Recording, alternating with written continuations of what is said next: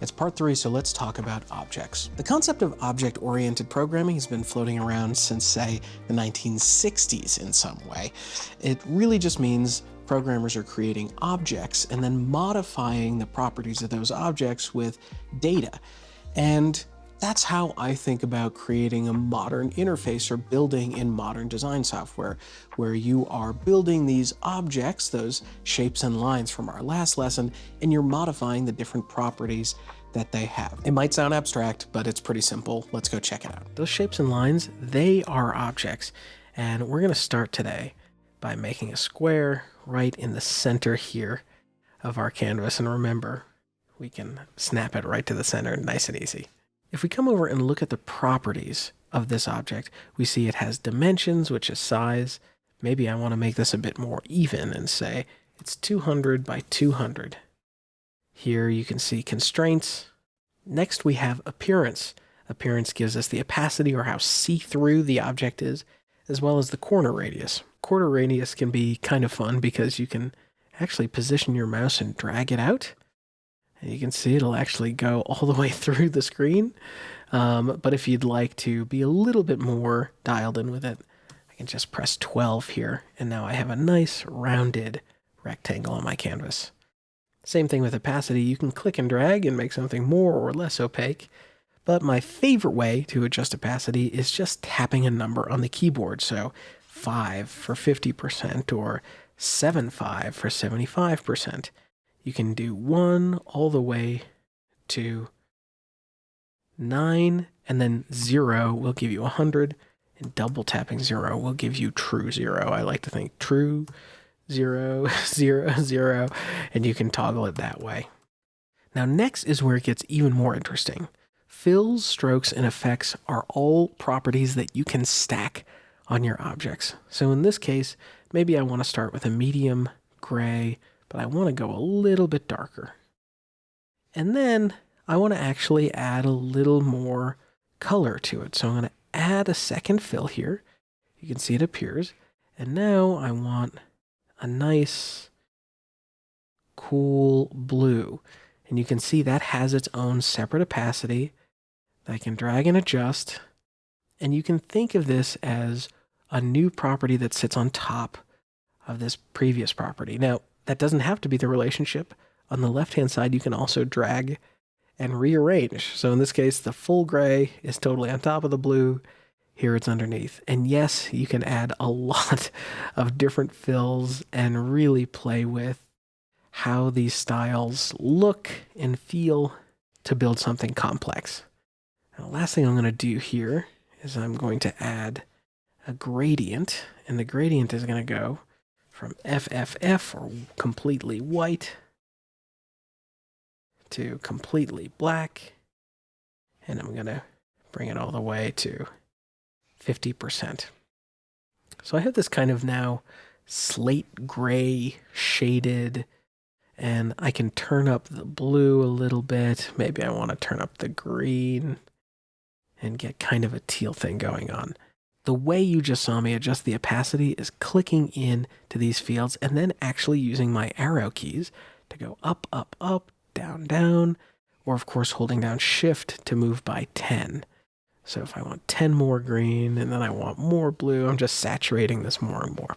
All of the ways that you can stack things like fills, you can also do things like stroke. In this case, I want a middle gray, or I can even use my color sampler here and choose one of the colors and turn up the stroke.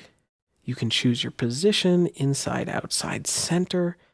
And of course, you can even dial this in even further by saying it's solid or it's a dashed line, how big the dashes are, how they can form around corners. What sorts of borders do you want? Just the top, just the bottom. Maybe you want custom and you want to do borders that are totally different per side, like a madman. Here, I'm just going to set this to 2, and I'm going to kind of leave that there. And then finally, effects. And effects are things like drop shadows. In this case, maybe I want it blurrier, and I want it pushed down so it looks like it's really floating. And then on top of that, I want to add an inner shadow, and this inner shadow is going to be white. And I can dial up the opacity there, and that's putting a bit of a shine on the top here. And then finally, you can do things like blur a layer, or you can blur a background. And I'll show you how blur background works. I'm going to draw a rectangle here, and I'm going to take its fill and turn it down. Now, not the opacity. The opacity won't do it. I'll take its fill and I'll turn it down. And then for effects, I'll say background blur. And you can see as we turn that up, exactly what it's doing. It's blurring the stuff that's underneath it. I'll turn it down so you can see it even more. There it is. And you've probably seen this effect in different sorts of operating systems or pieces of software before and said, oh, I wonder how they do that. Well, that's how you can do that pretty quickly. Now, all of these properties are really complicated, and you don't necessarily want to make this and recreate it every single time. So that's what copying and pasting is for, right? The way that we all know how to copy and paste is Command C and then Command V, and then you get a second one, and then Command V, and then you get a third one. And my favorite way of doing this is duplicating, is holding down Option on the keyboard. So taking a square and pulling out a couple copies. Well, let's say you actually have something that doesn't look like the existing friend or family yet, but you want them to. So you can also copy just the properties of an object and transfer them. And I'll show you how to do that right now. First, select what you want to copy the properties from, and then we're going to do Command Option C. Then you can select the one that you want to inherit those properties and Command Option V. And you can see here, border radius, all of our stack of styles, all of our effects have transferred over, although it still kept the original dimensions and the properties of the shape. So if I actually made a rectangle, or if I made a circle, I can also take those and quickly paste the styles and get something that matches the family of styles I've already created. Now, this is a bit messy, so let's try and clean it up a little bit. And we're going to do that with tidying. Here's how you tidy a bunch of things and actually access a few hidden alignment options.